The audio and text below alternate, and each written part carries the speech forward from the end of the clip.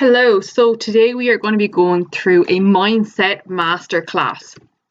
So starting off, I suppose the main thing we need to look at here is our mindset and where does it actually originate from. So a really good book that I went through before explains mindset and our conditioning, and the basic breakdown is that it comes from when we're born. And it comes through family as well and the people that are close to us. So we are conditioned into thinking a certain way about certain views on things, certain opinions on things, and our mindset in general on how things will go. So for example, and it's quite deep now, but if you had, let's say, your mom where she always was on these diets and always said, oh, I'm always fat and I can never lose weight, and you constantly grew up around that, you have this mindset that diets never work.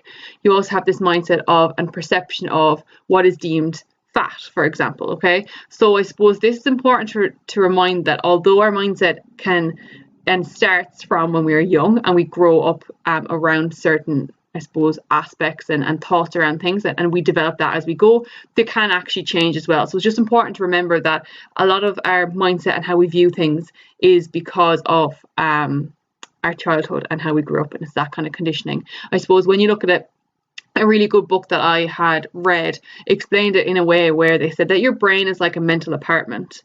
So everything in that apartment, right? You know, you have your couch, you have your bed, you have your wardrobe. These items have all been passed down to you through your family, through your friends, through your teachers. So when we want to change this is really, really important, is that it is possible to change. However, if we were to pull everything out, right, in one day, say, no, we want to change everything, every little mindset view, everything, we want a new fresh start, we pull everything out. The issue with that is that we don't have anything ready to replace our couch, to replace our bed, to replace our wardrobe. And we start to slowly bring back in all these little pieces of equipment and furniture that we've had. So it's really important to remember that although when we do want to change our mindset and kind of change our thoughts and views on things, it does take time. And it's about slowly taking things out and replacing them when we have them ready and available. So that's something just to remember and go through as well. So when we talk about mindset, there's two different types. There is our fixed mindset and there is our growth mindset. So fixed mindset is very limiting, okay? So in this, we avoid challenges, we give up easily, we're threatened by other people's success. And instead of kind of celebrating with them, we feel threatened by it. Like, we automatically come into ourselves saying we're not good enough. We have this desire to look smart. Effort is fruitless. We ignore feedback. And, this is the way it's always been. This is the way we always do it. Why would we change it? That kind of a mindset. Whereas our growth mindset is basically it's freedom. Okay. We persevere in the face of failures. We need to use a failure as a time to be like, yeah, okay, that's fine, I failed, but you know what, I can learn from that, and what I've learned from that is X, and now I'm going to use X from now on so I can get past that the next time it happens. In the growth mindset, effort is required to build new skills, find inspiration in other people's successes. So when we see other people striving forward, we're going, that's fucking class, I want to do that, I can do that, and drive on. And that's like absolutely unreal. And I suppose that's the main thing with the Facebook group. When you see others, finding success and building things up and these small little wins, it's really, really good for us to be able to use that to our advantage and drive forward as well. It helps us embrace challenges. We can accept criticism and we can use it in a more positive way. So rather than we feel criticized and we feel like, no, getting stressed out over it or throwing it back at them. It's like, what, I accept that you have this feedback and I'm going to improve from that. We have a big desire to learn and we build abilities as well.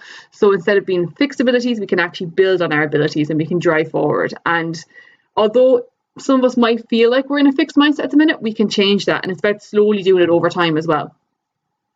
So the main thing about change is that if nothing changes, nothing changes. And in life, things are always going to change. And it's how we adapt to change that's going to have a big impact on us. With change, and I really liked this, okay? So in any given moment, we have two options. To step forward into growth or to step back into safety. And this, I suppose, when it comes to change and stuff, is like our comfort zone. So where our comfort zone is, we might start off with it being like this, right? So maybe we started off here and we weren't confident in the gym, and we didn't really feel confident in ourselves, and we wouldn't really go out on social events. And then we slowly started coming into the gym and our confidence grew in that, and then this comfort zone becomes a little bit bigger. And next thing, we're going out on a social event and it becomes bigger again. And outside the comfort zone, then we have another layer. And eventually what we want to do is to keep slowly and gently increasing that comfort zone until it's so wide and big that we actually are, when we feel things are, terrifying us, we're like, you know what, we can step forward into it, or we can step back. And stepping back means we're still limiting ourselves in our comfort zone. A great example of this is like I was asked to do a talk down in Nina. And the minute I was on the phone and was asked to do the talk, I was like sweating, absolutely sweating. I was nearly shitting myself. I was like, oh my God, I can't do that. My head was telling me, you can't do that. Like, who are you to talk at some event? Like, oh my God, you can't. And I literally responded on the phone going, that absolutely terrifies me, but I'm going to do it. It was like 3 weeks down the line. I was like, do you want to accept it now? Otherwise, you're not pushing yourself outside your comfort zone, and just go for it. What's the worst thing that can happen? And that's something that we all really need to focus on. Is like, if we're to try new exercise in the gym that we haven't tried before, we're anxious about, what's the worst thing that can happen? We do it incorrectly. Okay, well then we can learn from that. Do you know? If we're going on a date, what's the worst thing that can happen? They don't show up. Okay, well then I'll just have a solo date. What's the issue in that? So it's like reminding yourself that like we can step forward into the growth, or we can just step back into safety. And I know there is times whereby sometimes we need that little bit more safety if there's a really high stress in life in certain times. But more often than not, we should be trying to strive forward and to get into more growth, because that's where we learn new things. That's where we learn more things about ourselves, more things about our life, and what we actually want as well. So with change, you have a chance, and this is a chance to change and a chance to experience something different as well. So like, just remembering that change is a chance. And you know what, sometimes change mightn't go our way, but we can always learn from it. There's always something in change that we can either learn or that we can develop from. So it's just remembering that side as well. So when it comes to change and obviously our mindset, we have our old habits and we have our new habits.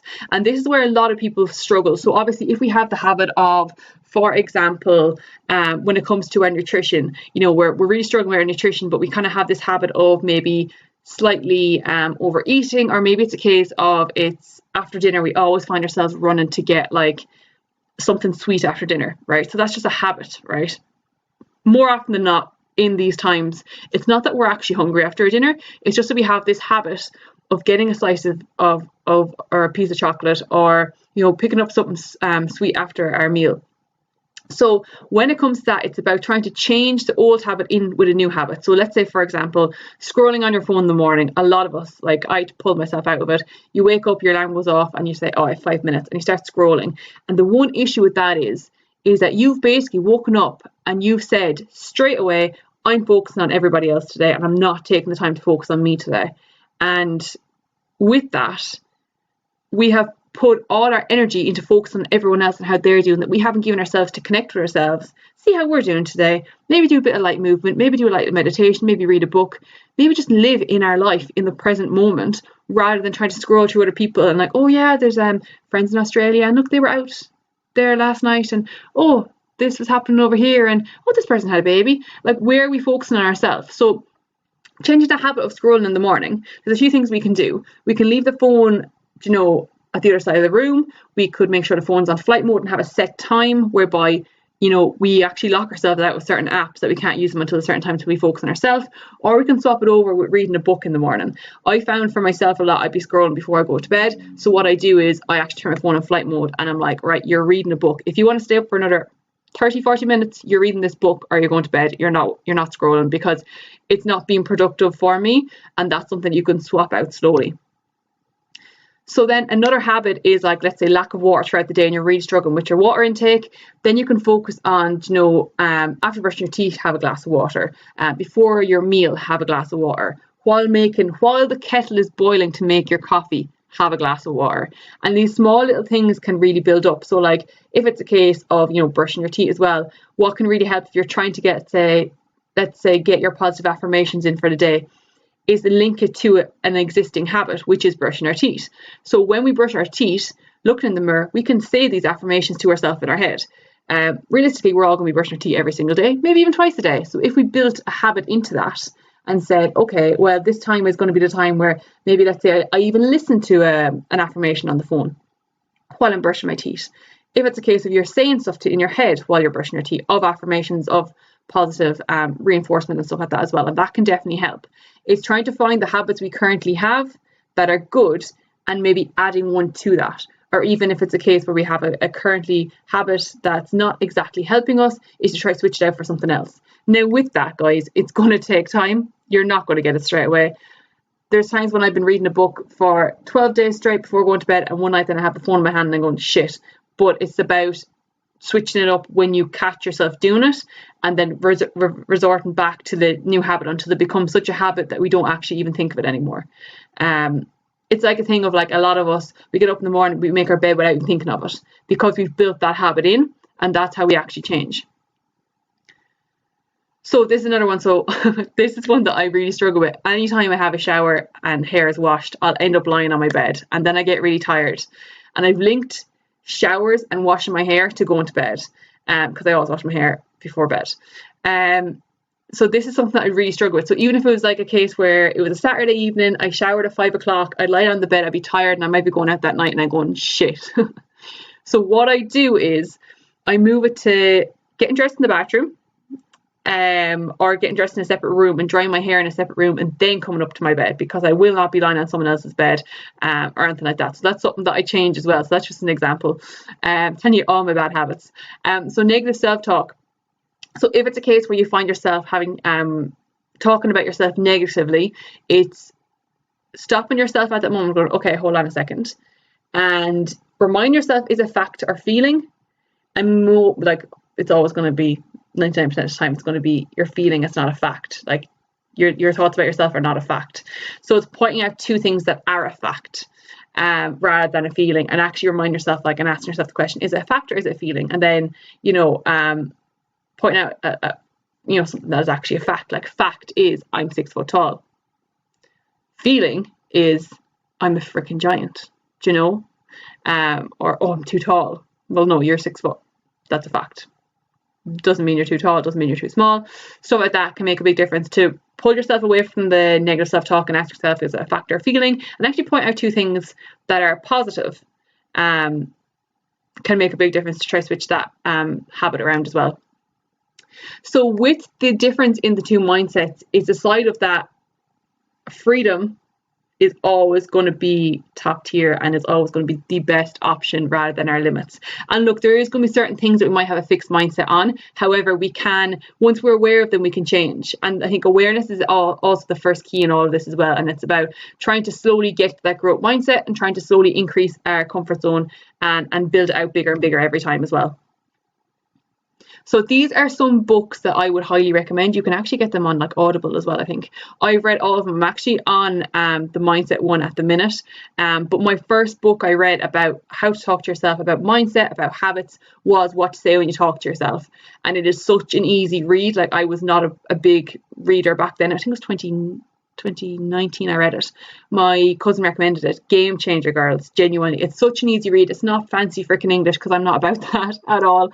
And it just gives such good examples. Badass Habits I read during the summer, fucking unreal. Really liked that. Feel the Fear and Do It Anyways was really good as well. And the mindset one is the one I'm on at the minute that I need to give myself a kick in the ass and do a little bit more reading on as well. They are some good resources if you wanted to get into more audibles, or even to just read them as well. It'd be really good to switch off. Like, you could get those on audibles and you could go for a walk and listen to it when you're on a walk, and it'd be absolutely ideal. Then these are some podcasts that are out there. Mindset Mentor, the Positive Mindset podcast, and there's an Affirmations Babe as well. There is loads of affirmation podcasts on Spotify and stuff as well that are absolute game changers. That, like, it can be a morning affirmation or morning meditation, and, like, they are, like, literally 5 minutes. they could be a morning affirmations or nighttime affirmations, and they just go through a few little sentences, and it really gets you in the right mindset and stuff as well to push on with your day as well, and it can make a big difference. So that is everything. Really hope that you enjoyed this little mindset class. Any questions, please let me know. And yeah, if you get any of the books, let me know as well and see how you get on with things. I hope this has helped, and I will chat to you soon.